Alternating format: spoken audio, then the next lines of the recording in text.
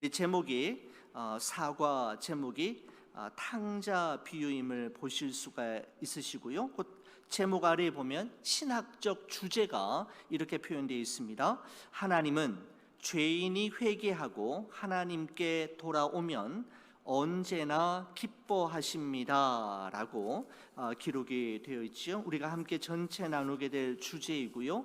우리가 그러면 사과에서 살펴보게 될 전체 내용은 어떤 내용인가 라는 그 부분에 대해서는 여러분 교재 45페이지 가장 위쪽 부분에 보시면은 이 세션에서는 이라고 하는 부분 있나요? 여러분 거기부터 제가 한번 읽어보도록 하겠습니다. 이 세션에서는 예수님이 들려주신 잃어버린 두 아들을 사랑하는 아버지에 관한 비유를 배울 것입니다. 이 이야기에서 우리는 죄악된 인간의 모습과 은혜가 충만하신 하나님의 모습을 보게 됩니다. 우리는 어떤 죄인이라도 품에 안아주시는 하나님의 선하심을 기뻐하도록 부름 받았음을 기억해야 합니다 라고 되어 있습니다. 여러분, 저는 이 가스펠 프로젝트를 지은 이 저자의 표현 중에서 이 표현이 제 눈에 띄었습니다. 이 세션에서는 예수님이 들려주신 잃어버린 두 아들을 사랑하는 아버지에 관한 비유를 배울 것입니다. 여러분, 그냥 지나칠 수 있는 표현인데 저는 한 두 가지로 나누어서 한번 여러분과 함께 짚어보고 넘어가고 싶습니다. 여러분, 이 표현에서 첫 번째로 우리가 주목해 볼 표현은 이것입니다. 잃어버린 두 아들이라는 표현입니다.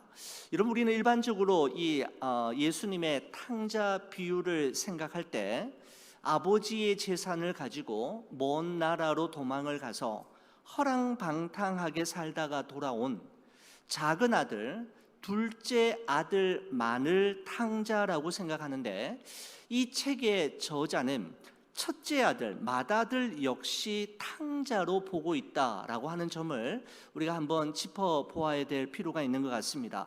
여러분 교재 46페이지 중간에 보시면 거기에 질문 두 가지가 있고요. 그 위에 질문을 보시면은 이렇게 되어 있습니다.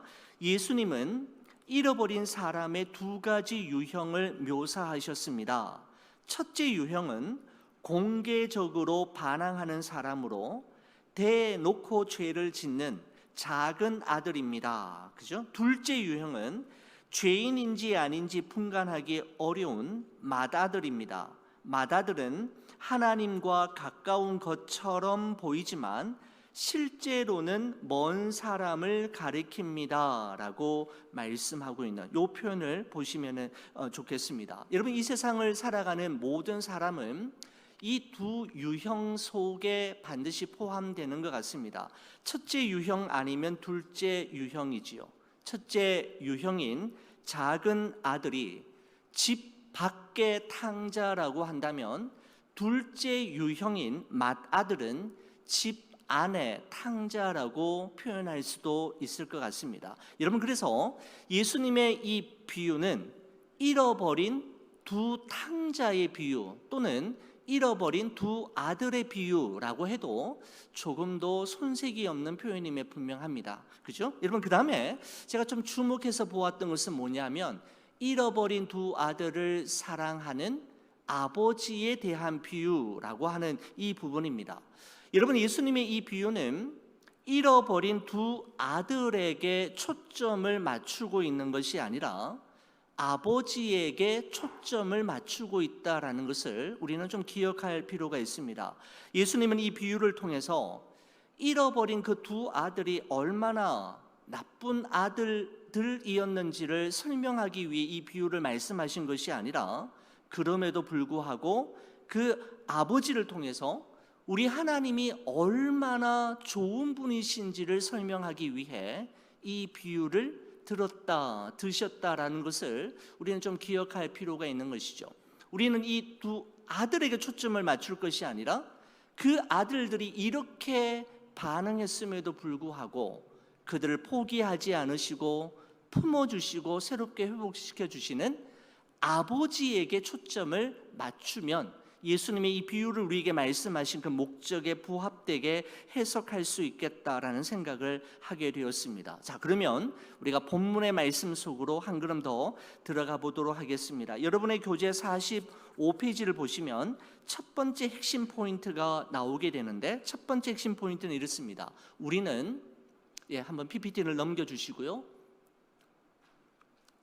우리는 탕자처럼 하나님을 거역하며 하나님이 주신 좋은 선물을 탕진해 왔습니다 라고 하는 이 부분을 우리가 한번 살펴보도록 하겠습니다. 여러분 성경책을 여러분 보시면은 우리 1절에서 11절에서 우리 19절까지 말씀을 우리가 다시 한번 읽어보도록 하겠습니다. 우리가 읽지는 않았는데 이번에 다시 한번 읽어보는 겁니다. 15장 11절부터 19절입니다. 제가 11절 말씀 먼저 보겠습니다.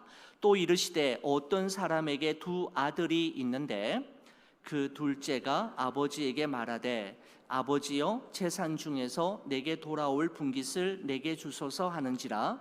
아버지가 그 살림을 각각 나누어 주었더니 그 후 며칠이 안 되어 둘째 아들이 재물을 다 모아 가지고 먼 나라에 가 거기서 허랑방탕하여 그 재산을 낭비하더니 그 다 없앤 후 그 나라에 크게 흉년이 들어 그가 비로소 궁핍한지라.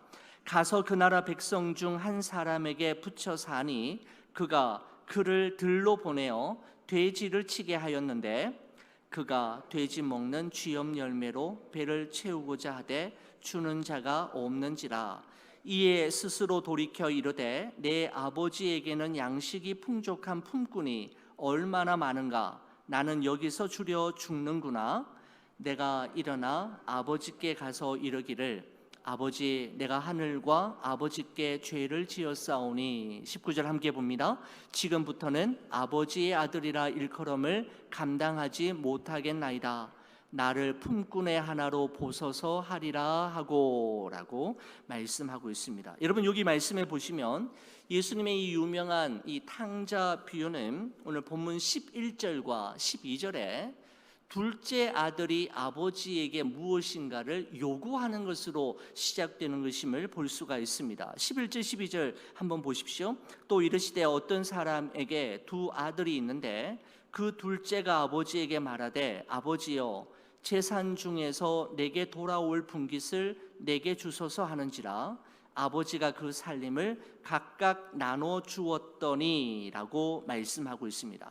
여러분 둘째 아들의 요구는 예수님 당시에 이스라엘을 포함한 이 팔레스타인 중동 문화권에서는 도저히 상상조차 할 수 없는 일이었습니다. 아버지의 상속자가 두 사람일 경우에는 마지에게는 아버지의 상속의 3분의 2가 돌아가게 되고 나머지 3분의 1은 둘째 아들에게로 돌아가지만 여러분 유산의 분배는 아버지가 돌아가신 이후에만 이루어지는 것이기 때문에 아버지가 살아있는데 아버지에게 유산을 달라고 요구하는 것은 아주 비정상적이고 아주 무례한 일로 여겨졌을 뿐만 아니라 여러분 이 가스펠 프로젝트에 있는 표현 그대로 이야기를 한다면 오늘날로 치면 10대 소년이 아버지 앞에서 그 아버지의 얼굴에 침을 튀겨가면서 아버지가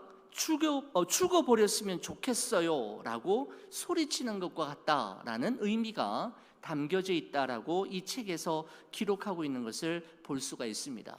아버지가 자녀들에게 재산을 상속하는 것은 당연한 일이지만 아버지가 돌아가신 이후에 하는 것이 상식적인데 그렇지 않았다라는 것이죠. 여러분 그런데 더더욱 충격적인 것은 뭐냐면 아버지의 반응입니다. 여러분 12절 후반부에 보면 이런 표현이 있습니다. 그 둘째 아들의 요구에 대해 아버지가 그 살림을 각각 나눠 주었더니 라고 말씀하고 있습니다. 여러분 여기서 우리가 그냥 지나칠 수 없는 중요한 단어 하나를 짚고 넘어가야 되는데 여러분 살림이라고 하는 단어입니다. 아버지가 그 살림을 각각 나누어 주었더니 라고 되어 있는데 여러분 이 살림이라고 하는 단어를 헬라어에서는 비오스라고 하는 단어를 쓰고 있는데 여러분 이 단어에는 어떤 의미가 있느냐 하면 생명, life라고 하는 의미가 스며들어 있는 단어입니다. 여러분, 그러니까 아버지가 아들에게 순순히 자신의 살림을 나눠주는 모습을 통해서 예수님께서는 하나님 아버지의 사랑이 어떤 사랑인지를 말씀해 주고 싶었던 것이죠. 바로 자신의 가장 소중한 것, 자신의 생명, 라이프조차도 순순히 아낌없이 내어주시는 사랑이 바로 하나님 아버지의 사랑임을 예수님은 살림이라고 하는 단어를 유독 사용하시고 선택하셔서 표현하고 있다는 점을 우리는 꼭 한번 생각해 보아야 합니다. 여러분, 사도 바울은 하나님 아버지의 이러한 사랑, 즉 자신의 살림을, 자신의 생명을 나누어 주는 이 사랑을 로마서 8장 32절에 이렇게 표현하였습니다. 자기 아들을 아끼지 아니하시고 우리 모든 사람을 위하여 내주시니가 어찌 그 아들과 함께 모든 것을 우리에게 주시지 아니하겠느냐라고 표현하고 있는 것이죠. 바로 하나님께서 자기 아들까지 우리를 위해 아끼지 않고 주셨다라는 것은 바로 우리를 위해 성부 하나님께서 모든 것을 다 주시고 전부를 주셨음을 의미하는 아주 중요한 말씀임에 분명합니다.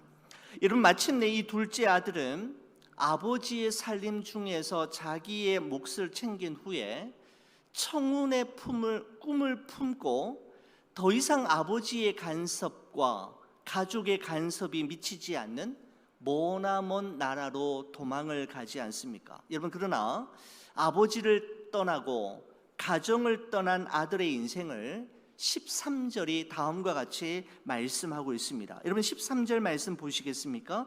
그 후 며칠이 안 되어 둘째 아들이 재물을 다 모아가지고 먼 나라에 가 거기서 허랑방탕하여 그 재산을 낭비하더니라고 말씀하고 있습니다. 아버지의 품을 떠나기만 하면, 가족의 간섭에서 벗어나기만 하면 자기에게는 진정한 행복과 무한한 자유가 주어질 거라고 생각했지만 그 헛된 망상이 깨어지는데 걸리는 시간은 며칠이면 충분했고, 아버지의 품을 떠난 이 아들의 인생을 성경은 두 단어로 표현하고 있는데 바로 허랑방탕이라는 단어와 낭비라고 하는 단어를 사용하고 있습니다. 여러분, 그렇습니다. 하나님의 품을 떠난 인생이 며칠이 안 되어 직면하게 되는 상황은 허랑방탕이요, 자신의 소중한 인생과 젊음을 낭비하는 것임을 성경이 우리에게 말씀하고 있는 것이죠. 돈이 있을 때에는 돈과 함께 친구도 있었고 먹을 것도 풍족했고 오라는 것도 많았고 머물 것도 많았지만 돈이 떨어지자 돈과 함께 이 모든 것들은 한순간에 사라지고 말았음을 성경은 우리에게 말씀하고 있습니다. 여러분, 이처럼 아버지를 떠나 허랑방탕하여 자신의 젊음과 인생을 낭비했던 둘째 아들의 비참한 상황을 16절이 이렇게 표현하고 있습니다. 그가 돼지 먹는 쥐염 열매로 배를 채우고자 하되 주는 자가 없는지라라고 말씀하고 있습니다. 여러분, 유대인들에게 가장 부정한 짐승, 부정한 동물은 여러분 돼지입니다. 그들은 절대로 돼지고기를 먹지 않는데 오늘 성경에 보니까 돼지가 먹는 음식조차도 구할 수 없을 정도였다라고 하는 이 말을 통해서 이 성경, 예수님은 우리에게 무엇을 말씀하려고 하는가 하면 더 이상 내려갈 곳이 없는 가장 낮은 자리에까지 이르게 되었음을 말씀하고 있는 것이죠. 여러분, 그런데 놀라운 것은 예수님의 이 비유에서 놀라운 반전이 바로 이 지점에서부터 시작이 되는 겁니다. 그래, 여기까지다. 여기가 내 인생의 마지막 날이야 라고 생각했던 어느 날 이 탕자의 머릿속에 전광석화처럼 스쳐 지나가는 한 인물의 얼굴이 생각이 났는데 바로 그분은 아버지이었습니다. 바로 탕자의 인생을 송두리째 바꾸어 놓는 위대한 발견은 무엇인가 하면 내겐 아버지가 있다라는 사실이었습니다.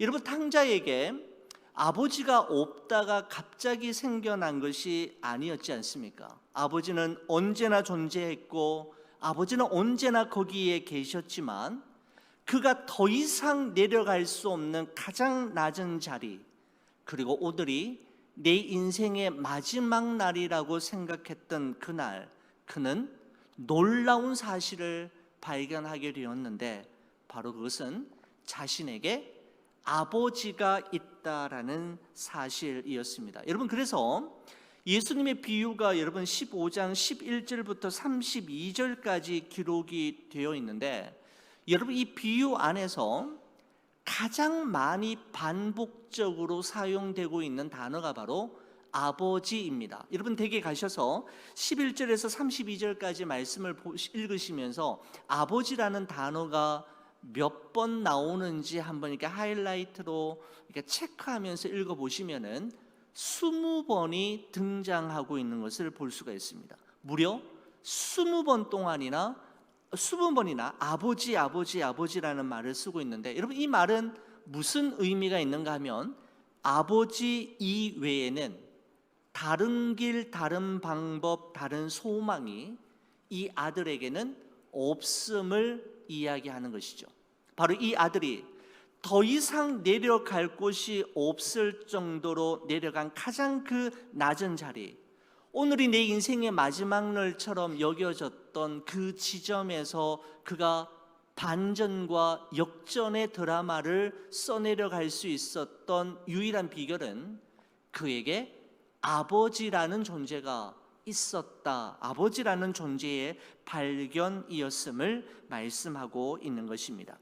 여러분, 그러면서 우리 두 번째 핵심 포인트는 무엇인가 하면 여러분의 책에 보시게 되면 47페이지에 있습니다. 그죠? 두 번째 핵심 포인트는 하나님은 탕자의 아버지처럼 회개하는 죄인들을 반기십니다라고 기록하고 있습니다.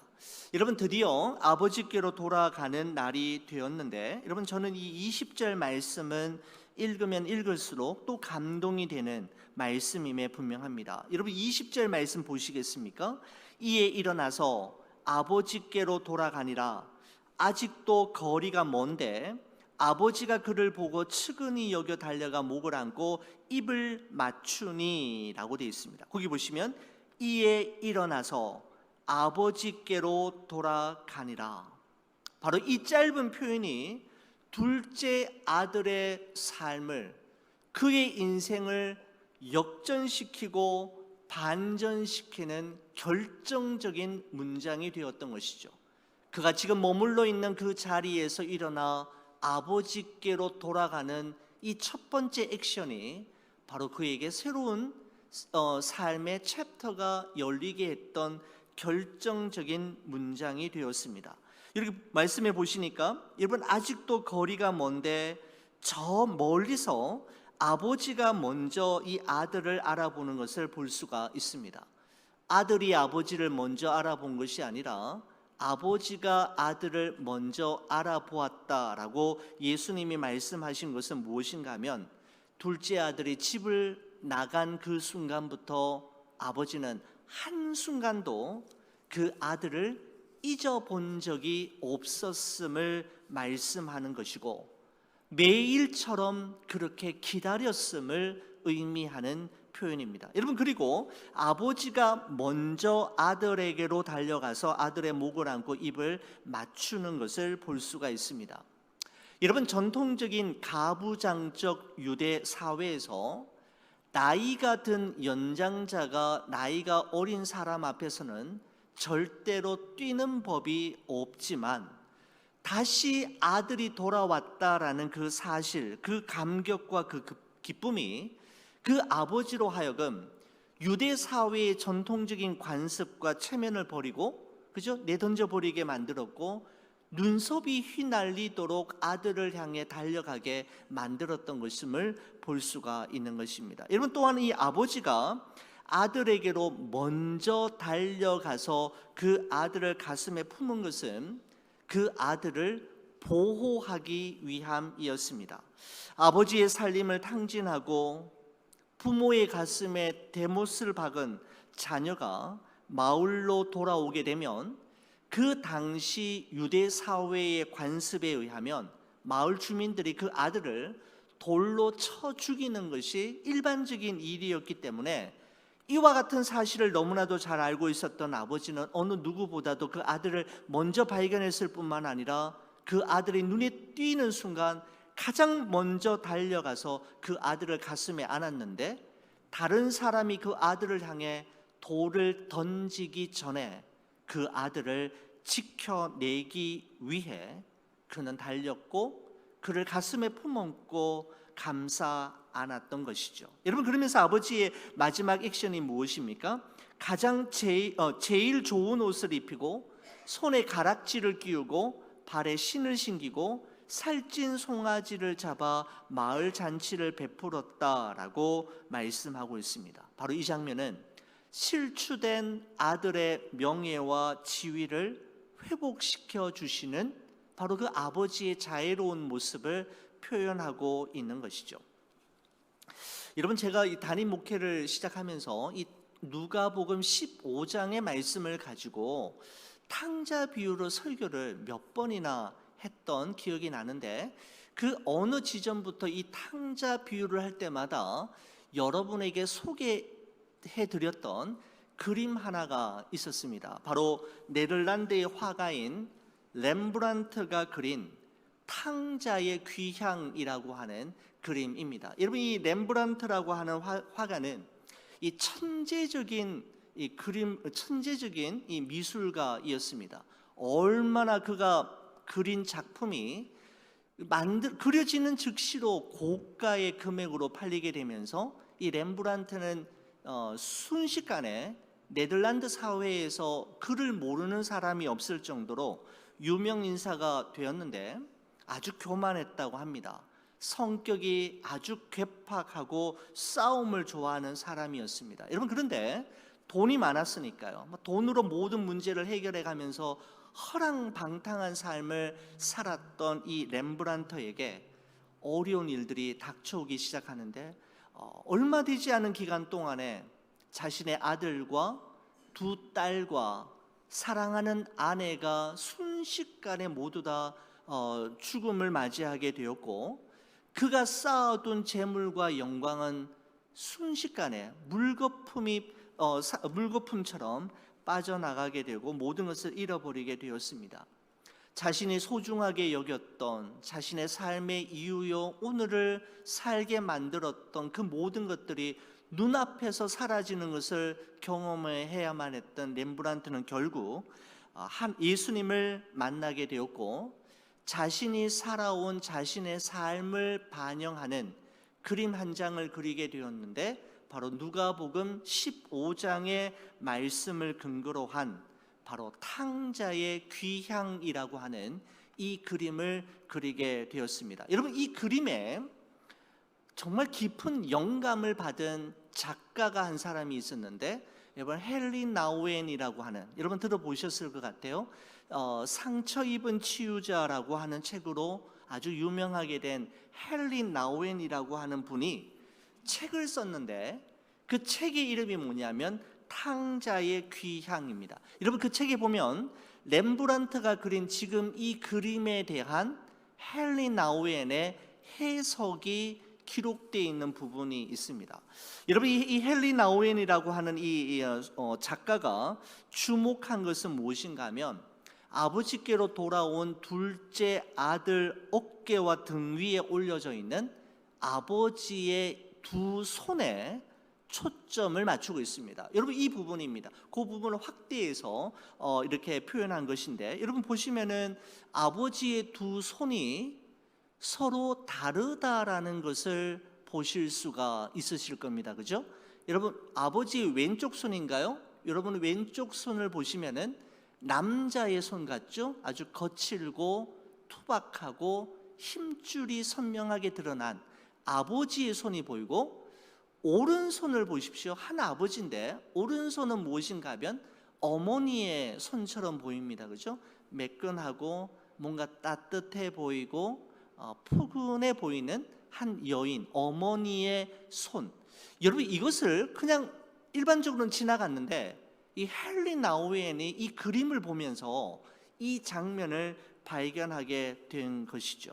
바로 아버지의 왼손은 아들을 지키고 보호하며 다시는 너를 놓치지 않겠다라고 하는 아버지의 결연한 의지를 보여주는 손이라고 헨리 나우엔은 해석하고 있습니다. 여러분, 그러면서 똑같은 아버지인데 그 아버지의 오른손은 어머니의 손을 이야기하면서 따뜻하게 감싸주고 어떠한 일이 있더라도 용서하고 용납하며 사랑과 자비를 베푸는 어머니의 부드러움과 따사로움을 보여주고 있는 손이다라고 헨리 나우엔이 그의 책에서 기록하고 있는 것을 볼 수가 있습니다. 바로 돌아온 탕자의 어깨와 등 위에 올려져 있는 아버지의 두 손을 통해 다시는 이 아들을 놓치지 않으리라, 이 아들을 끝까지 책임져 주고 용서하고 용납하며 내 아들로 다시 거두리라고 하는 바로 하늘 아버지의 마음을 바로 이 렘브란트가 이 두 손을 통해서 표현하고 있다라고 보았던 것이죠. 여러분, 그렇습니다.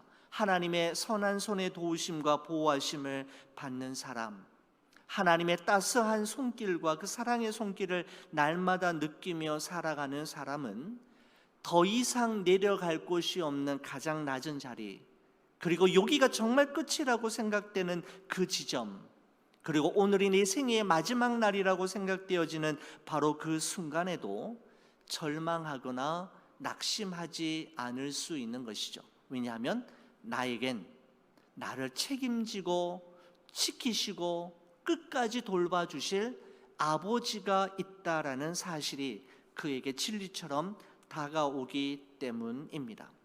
여러분의 교재 49페이지 오른쪽 상단에 보시면은 여러분 핵심 교리 99번이 있고요, 회개에 대한 설명이 있는데 여러분 그 부분을 제가 한번 읽어보도록 하겠습니다.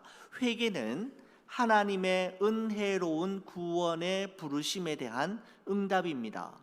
자기 죄에 대한 진정한 슬픔, 자기 죄에서 돌이켜 그리스도께로 나아가는 것, 지속적인 변화와 변혁을 이루는 삶을 수반합니다.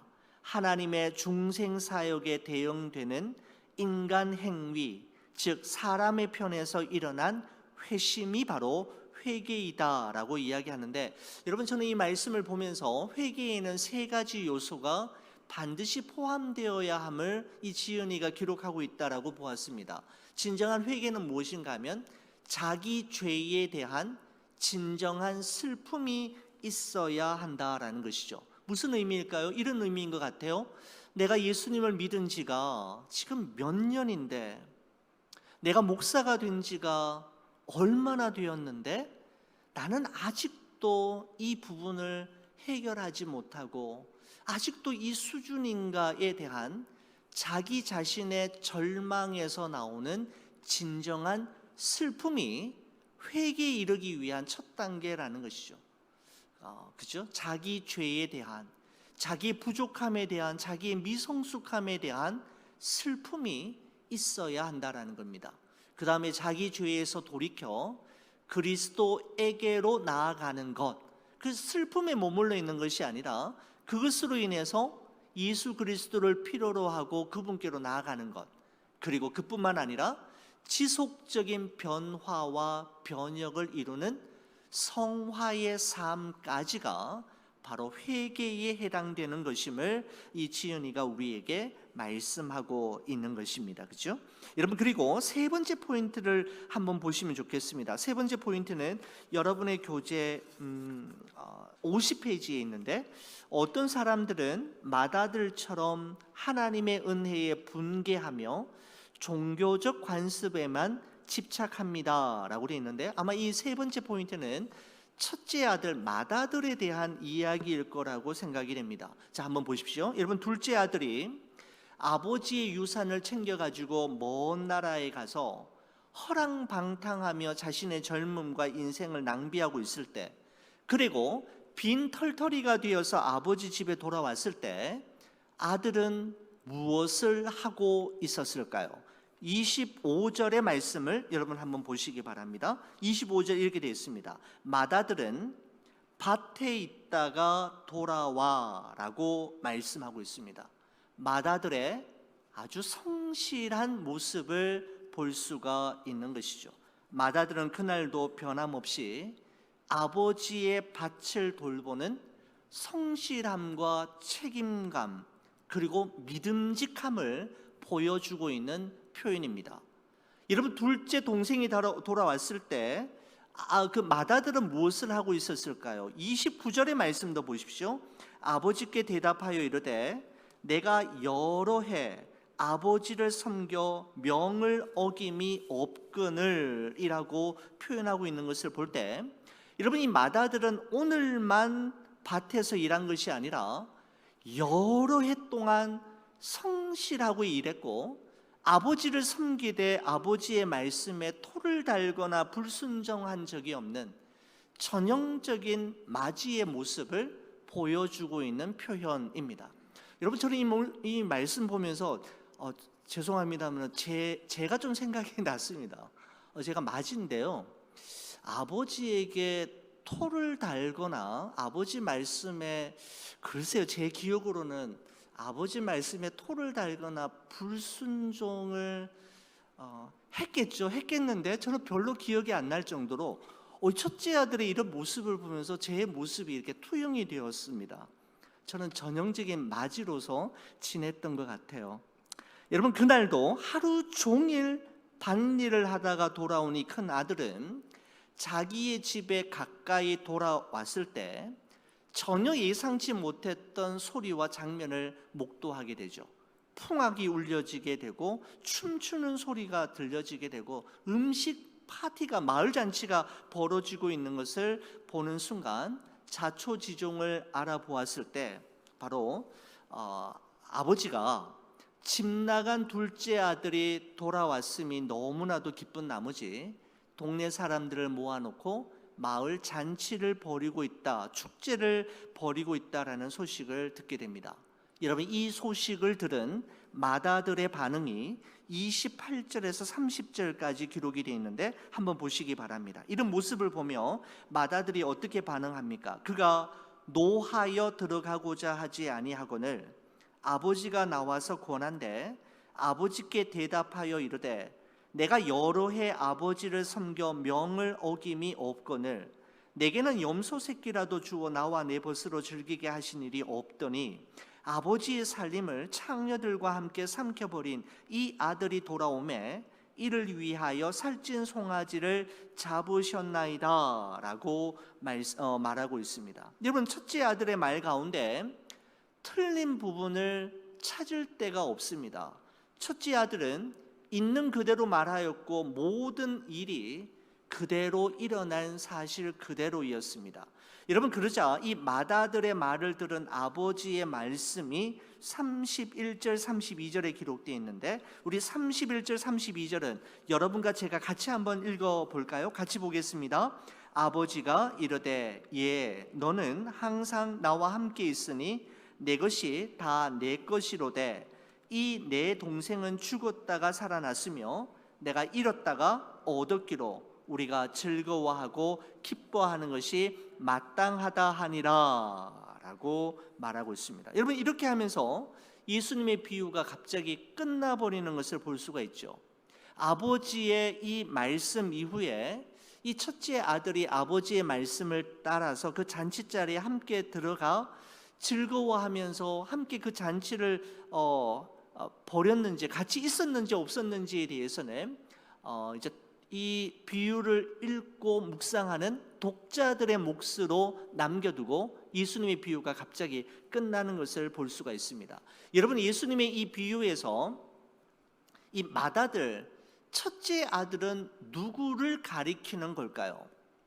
여러분, 이 비유가 시작되었던 누가복음 15장 2절의 말씀을 보면 이 맏아들이 누구인지를 알 수가 있는데 바로 바리새인과 서기관임을 알 수가 있습니다. 그렇죠? 바리새인과 서기관들. 그리고 둘째 아들은 누구인가 하면 1절에 세리와 모든 세리와 죄인들이라고 볼 수가 있죠. 그 정체를 우리가 이렇게 살펴볼 수도 있습니다. 여러분, 바리새인과 서기관들, 여러분 이들은 어떤 사람이었습니까? 당시 유대 사회에서 상위 1% 속에 속하는 엘리트 집단에 속한 이들이었습니다.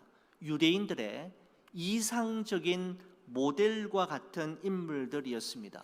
어느 누구보다도 율법을 많이 알고 있고 정확하게 이해하고 있을 뿐만 아니라 정규적인 기도 시간과 금식을 통해 어느 누구보다도 하나님과 가까이 지내고 하나님 곁에서 지내는 사람들로 인정받는 사람들이 바로 바리새인이요 서기관들이었습니다. 여러분, 그런데 겉으로 보기에는 전형적인 모범생 스타일이지만 여러분, 이 모범생들이 쉽게 범할 수 있는 실수가 있지요. 여러분, 어떤 실수일까요? 바로 그것은 자기의와 그 다음에 정죄와 비판 의식입니다.